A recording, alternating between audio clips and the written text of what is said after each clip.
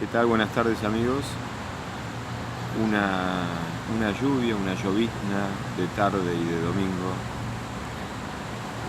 Es un gusto, como siempre, encontrarme con ustedes. En esta ocasión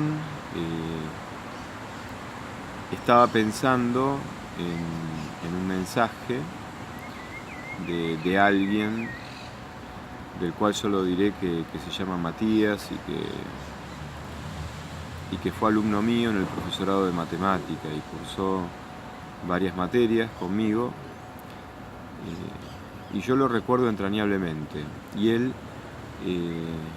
me había hecho un comentario sobre los videos anteriores. Entonces, en referencia a su comentario y a lo que concretamente pedía en ese comentario, quería compartirles con ustedes una cita de la Ética a Nicómaco que Aristóteles le escribe a su hijo Nicómaco, a propósito de lo que Matías me pide en ese comentario. Aristóteles, ya en el libro 1 y en el libro 2 de la Ética, despliega un poco cuál es el objetivo, no solamente de la ética como ciencia, sino también de la política, que es la ciencia complementaria a la ética. Aristóteles dice casi textualmente: el bien del individuo y el bien de la ciudad son el mismo bien. Y es más noble perseverar en el bien del todo que en el bien de la parte. Es más noble perseverar en el bien de la comunidad, en el bien de la polis, que en el bien de uno solo. ¿Por qué traigo a colación esta frase de Aristóteles? Porque quizás en esa frase redescubramos o bien revivamos algo que nos puede orientar cuando estamos frente a todos los dilemas que la política, no solamente la política internacional, sino la política que más nos afecta directamente, que es la que vivimos en este país cada día. Quizás esta cita nos orienta frente a todos esos dilemas. Sobre todo porque esos dilemas hoy están descritos siempre en el contexto negativo de una grieta social entre dos, bandos, no solamente en dos porciones ideológicas opuestas, sino directamente en bandos. Porque los bandos se enojan con personas. Los bandos no se enojan con ideas. El peligro de enojarnos con personas, y no es que muchas veces no esté justificado el enojo, porque muchas veces el enojo es la reacción más sana y más justa en ciertas ocasiones contra alguien. Pero lo que quiero decir es que el enojo abarca más que nuestra inteligencia y nuestros puntos de vista. El enojo abarca nuestra persona. Entonces, por eso es imposible enojarnos o demonizar a ideas. Terminamos demonizando personas. El enojo persistente contra alguien nos pone en el borde de tener que empezar a desfigurar el verdadero ser de ese alguien, si es que queremos persistir en el enojo. Porque en el caso de reconocer aspectos positivos, aspectos virtuosos, aspectos benignos que muchas veces incluso pueden obrar de espejo para que se espejen aspectos negativos nuestros, en ese caso deberíamos desenojarnos.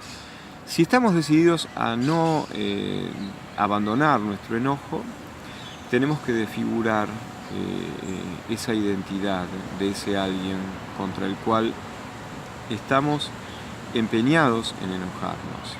Entonces el peligro es que eso va tomando toda nuestra persona, no solamente nuestras ideas, nuestras grandes razones sociales, o nuestras elaboraciones puramente racionales. Va tomando nuestra sensibilidad, va tomando nuestros sentimientos y va tomando incluso nuestra libertad. Por eso es conveniente distinguir esto, porque las grietas no se dan entre ideas, sino que las grietas se dan entre bandos que han decidido depositar en el otro bando lo maligno y lo que debe ser eliminado. No se demonizan las ideas, se demonizan sujetos, se demonizan subjetividades. Entonces esto lo quiero decir porque muchas veces desde un bando o del otro simplemente a veces se cree que uno está discutiendo ideas y en realidad las ideas pasaron a un segundo plano. Uno lo que quiere es destruir las subjetividades presuntamente enemigas que están en el otro bando. Por eso digo que lo que Aristóteles nos recuerda en esta cita que yo elegí es que el bien individual es un bien relacional, no es un bien aislado. El bien de la comunidad está implicado en el bien de cada uno, y el bien de cada uno supone que ese bien se va a planificar difundiéndose en el bien de la comunidad. Por lo tanto, Aristóteles lo que está diciendo es que para perseverar en el crecimiento hacia ese bien comunitario, que es la atmósfera nutriente de mi propio bien, es preciso volver al plano de las ideas. Las ideas nos cuidan del riesgo de enojarnos demasiado, demonizando a ciertas subjetividades que después nos toman desde el enojo que sentimos y de la aversión extrema que sentimos y no nos dejan pensar. Eso por un lado. Por otro lado, nosotros ya elevándonos por encima de nuestros enojos y llevando la discusión política al terreno de las ideas, el paso necesario para dar ese salto es un paso humilde y honesto. Humilde porque tenemos que desarroparnos de ciertas pasiones que son muy subsidiarias de ciertos enojos que necesitamos sentir, porque necesitamos en el fondo vengarnos de alguien o de varios.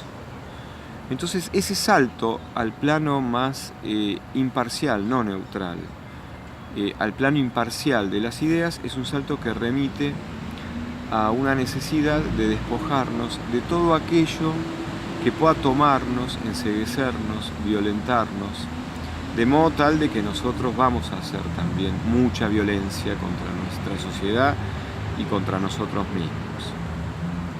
Ese salto de despojo implica mucha humildad, implica reconocer que hay un valor más alto, que es la verdad, y que es más alto que nuestro enojo y que nuestra venganza.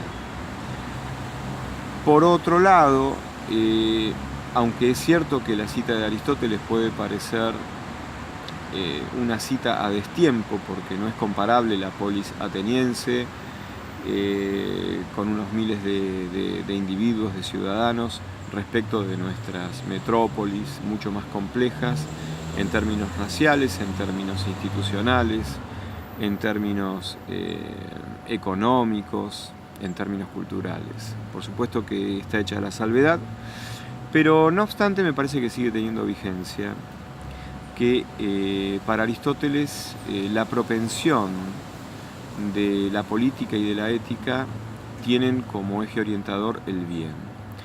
Y aquí voy a hacer un detalle no menor.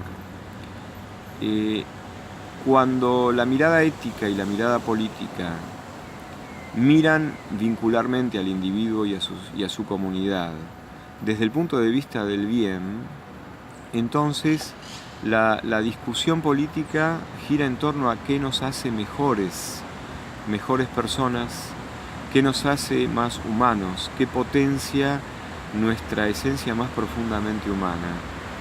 y que por supuesto es indispensable para que se potencie nuestra singularidad propiamente personal. Entonces el eje es el bien. Entonces las discusiones giran en torno a eso que es bueno y que nos hace bien. Con la Revolución Francesa como un hito en el tiempo, podemos ubicar un desplazamiento de la justicia y de la discusión acerca del bien, un desplazamiento hacia lo que es el derecho positivo, el derecho que empieza a separar lo legal de lo bueno, lo legal de lo moralmente justo. Fíjense que en nuestra sociedad las discusiones giran en torno a la legalidad y no al bien. Se discute si hay que legalizar la marihuana, se discute si hay que legalizar el aborto.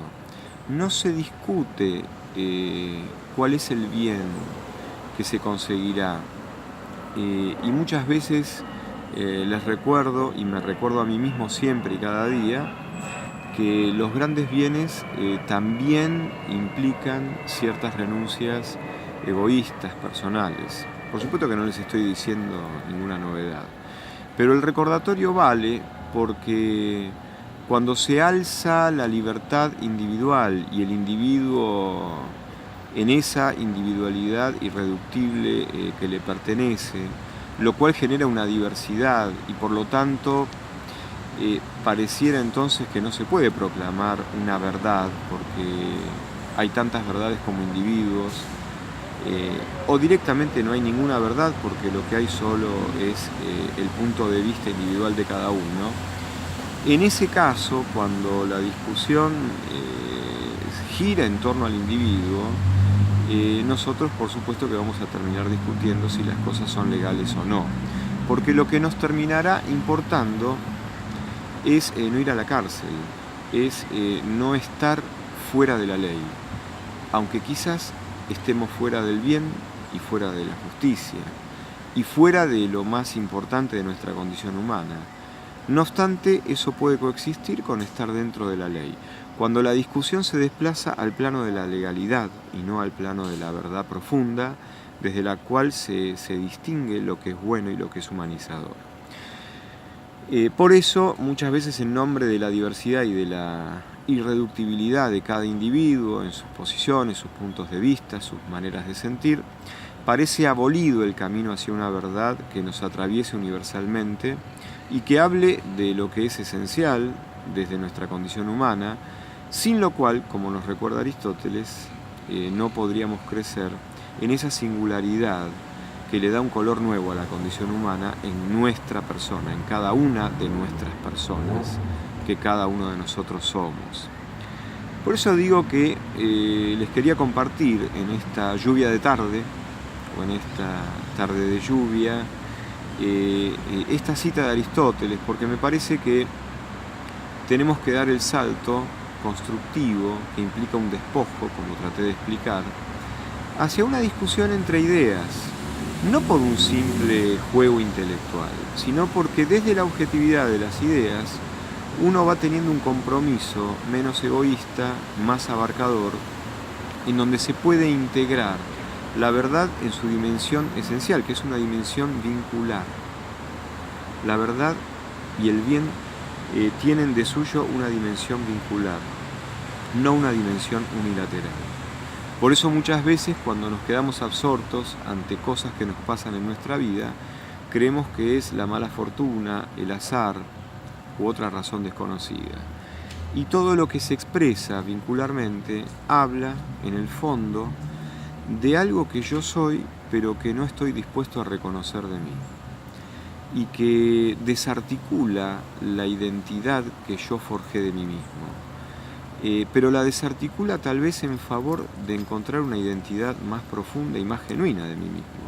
Por supuesto que para dejarnos transformar tenemos que hacer el mismo salto y ese salto que yo mencionaba, el salto en el cual nos despojamos de unilateralidades, egoísmos, apasionamientos vengativos, de modo tal de abrir los ojos y abrir nuestro ser a eso que viene a decirnos quién en verdad somos, porque si no lo sabemos, difícilmente podremos vivir la vida que sí tenemos que vivir cada uno de nosotros. Eso, queridos amigos, quería compartirle. Tal vez, Matías, no sé si estás desencantado con mi comentario. Ya ves que no hice un análisis político de los dos grandes bandos políticos de la Argentina de hoy. No creo que sume yo algo hablando de eso. No siento capacidad en mí para aportar algo desde esa discusión entre bandos. Sí creo que tenemos que dar un salto de madurez, me incluyo en ese esfuerzo, y creo que la cita de Aristóteles nos recuerda, más allá de las desproporcionadas diferencias entre su polis del siglo IV a.C. y nuestras grandes ciudades, nos recuerda que la ética y la política tienen para él la dignidad de ser ciencias. O sea que cuando las ejercitamos tenemos que ubicarnos, no desapasionadamente, no neutralmente, como si fuéramos inertes, pero tenemos que ubicarnos en el plano de las discusiones a través de las cuales podamos crecer, tomando la valentía de crecer también en la vida hacia esas verdades que esas discusiones van dilucidando. Como siempre, un placer encontrarlos y muy pronto estaré otra vez con ustedes. Muchas gracias.